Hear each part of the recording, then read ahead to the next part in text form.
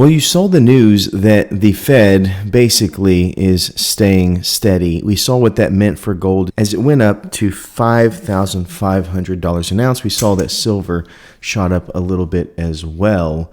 But I got a lot of questions about that, and I'm going to need some answers. Maybe you can help me out. Maybe you're like me and you've noticed that the people in charge of your money seem unremarkably concerned with what it's actually worth. They tell you the economy is strong and they tell you that inflation is cooling, but then you look at the price of a gold bar or as simple as a silver round or a silver dollar like we have here, and you have to wonder, if everything is so great, then why is everyone with real resources trying to get out of the US dollar? We've seen the repatriation of metals to places like India. We've seen banks buying up the silver and gold. It's a fair question, and in fact, it might be the only one that matters. According to recent data from the World Gold Council, central banks aren't just interested in gold, they're buying it at a pace we haven't seen in generations. Why is that? Why are the very people who print the paper currency so desperate to trade that paper for physical metal? What do they know that you don't? Well, let's look at some facts. According to a report by Bloomberg, gold prices have hit multiple record highs over the last year. You know that. You've seen them just like I have. This has been driven by what analysts call a geopolitical risk. We know that there are things going on around the world. That's a fancy way of saying that the world is on fire and nobody trusts leadership in Washington because, as you know, the dollar is kind of the trade piece of the world. But it's not just gold. Look at silver, my folks. According to the Silver Institute's World Silver Survey, we are currently facing a massive structural deficit. We've talked about that a lot on this channel.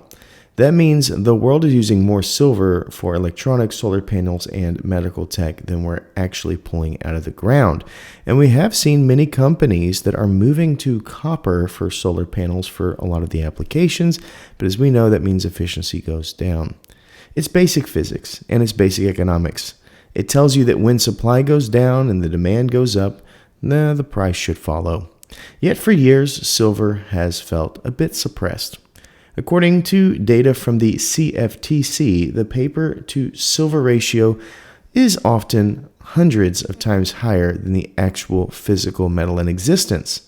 How does that work exactly? How can you sell something that is 100 times over if you only have one of them? If you try that with a car, you'd go to jail.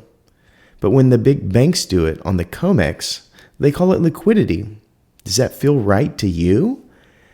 Then there's debt. According to the U.S. Treasury's own debt-to-penny tracker, the national debt is now whistling past $34 trillion. According to calculations by Bank of America, we're adding another $1 trillion to that debt every 100 days. Think about that. $1 trillion every 100 days.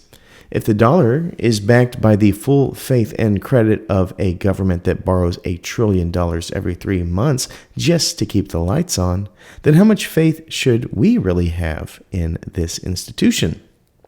According to a survey by State Street Global Advisors, a growing number of institutional investors are now moving towards gold as a debasement hedge.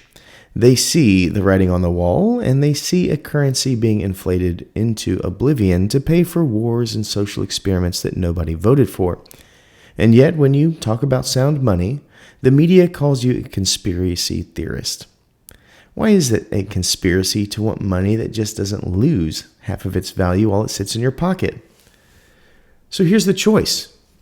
You can believe the people on the news who tell you that debt doesn't matter and that digital currency is the future of freedom, or you can look at 5,000 years of human history. According to every historical metric that I have seen, gold and silver are the only assets that have never gone to zero. They can't be printed. They can't be deleted by a bank clerk with a grudge. But we want to know what you think here on the Culture of Currency. Are the central banks buying gold because they're cautious, or are they preparing for a total collapse of the petrodollar? Do you trust the paper price of silver, or do you think the physical reality is about to break the system? Go down to the comments. Tell us if you're moving into hard assets or if you think the dollar still has a chance. We're reading them because, unlike in DC, we actually care what you have to say. Thank you so much, and as always, please remember to stay classy and current with the culture of currency.